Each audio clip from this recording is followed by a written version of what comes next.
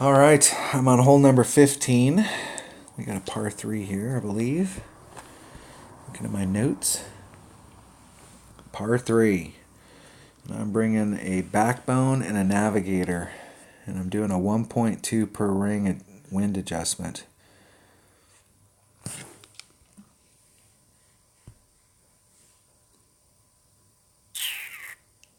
Let's make sure I got what I need here. I know I got the backbone with me because I don't think I'm really using the Saturn. I think that club right there, that bag is pretty much the bag.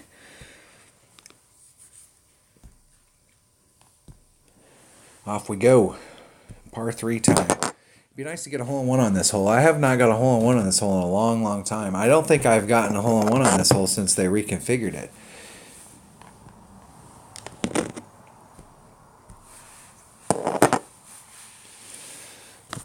I got quite a few hole-in-ones on this hole before they reconfigured it, but since they reconfigured it, it's become, for me, quite a tough hole. It just seems like, when you come to this hole, it's like, wow, you get a hole-in-one all the time on that hole. But it doesn't quite play that easy. At least for my game, it's not playing that easy. I do like the shot further back out here against the sand. If you've got a backbone and you've got a ball that's got a lot of side spin, so you can bring it back towards the hole. It comes in a little bit slower, and you're down further on the slope, so the slope's not affecting it as much. If you get up into here, you can see how it curves when it's coming in.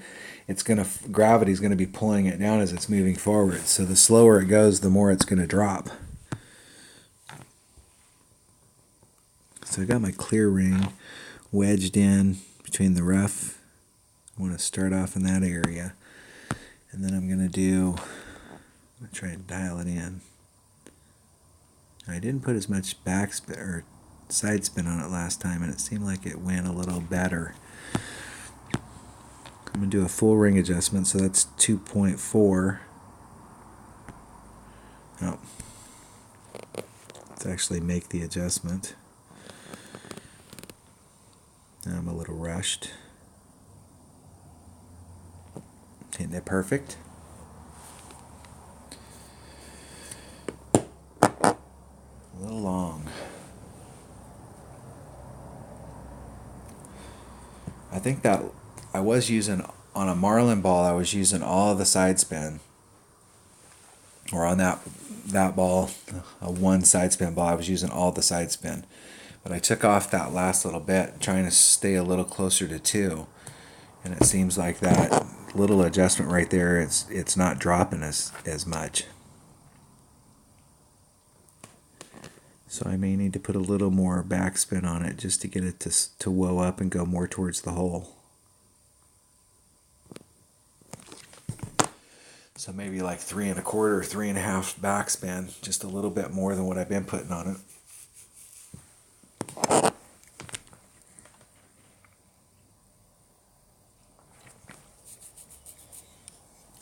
All right, I will forfeit. We survived the par 3s with birdie, birdie, birdie.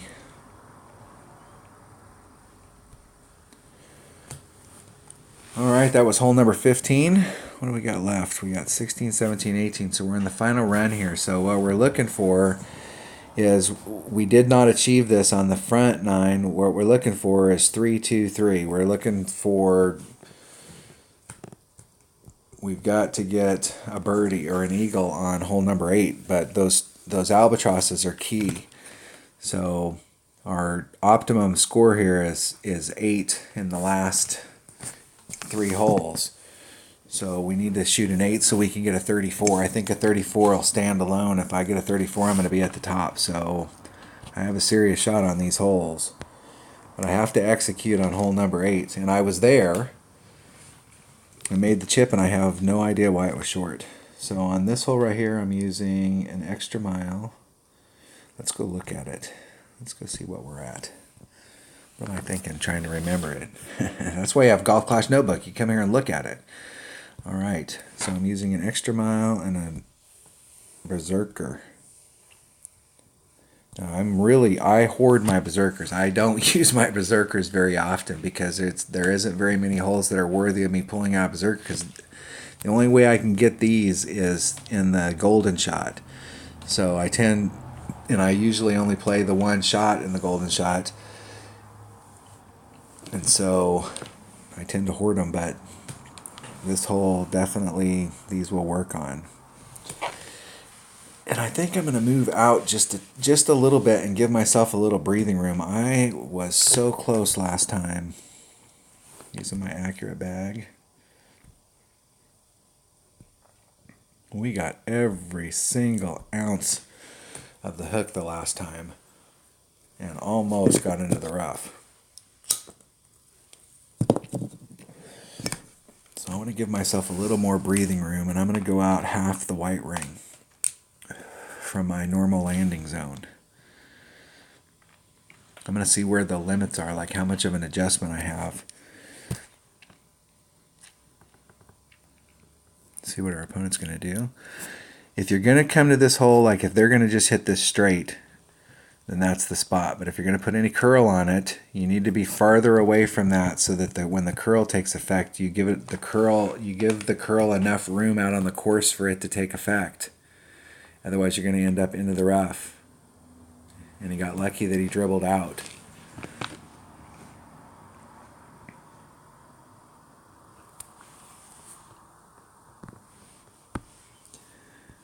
Right, I'm going to put everything on it. And we're on that second cut, and I'm going to be about half the white ring.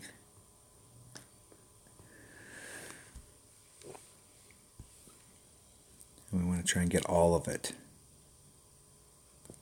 And I got just about all of that.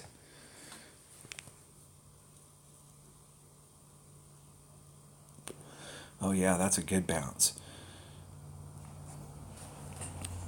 Okay, we're in good range right here.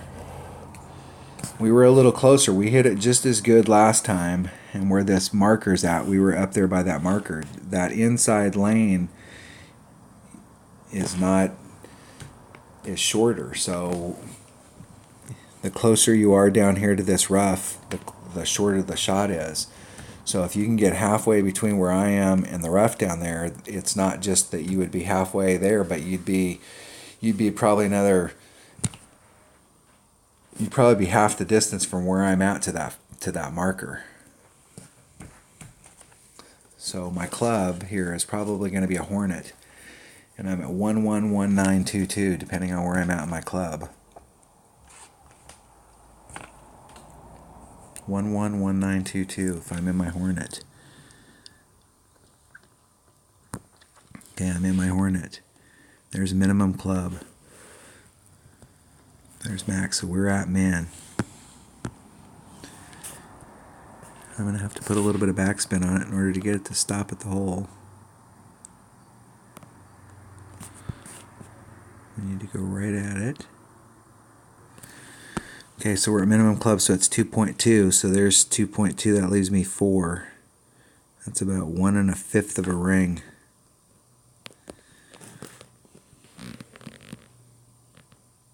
I need to hit this perfect. And I hit it great to the right. And it is just literally great to the right. Oh!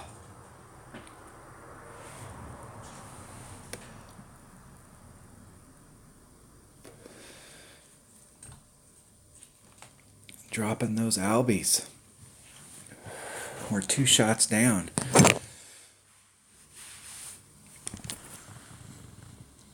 I don't think a 15 is going to cut it. We got to shoot another 17, and we're running out of holes now. We really needed that one. These last 3 holes, we really needed Albie, Eagle, Albie.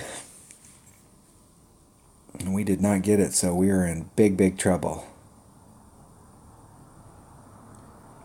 Now the thing to remember, the thing that I always keep in mind is that I I want to always get those shots, but I'm not too overly disappointed. I want to have a great tiebreaker going into the final round.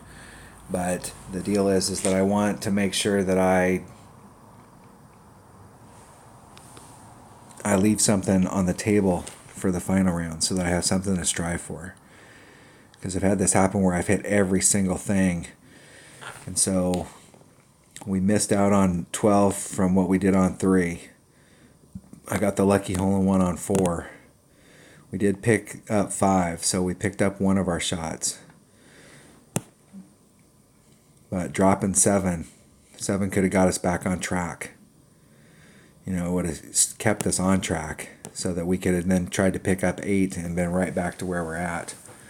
So we've missed that opportunity, but I've got to get 8. So that'll give me, if I can repeat that, that'll give me a 33. I think that'll put me pretty close to the top.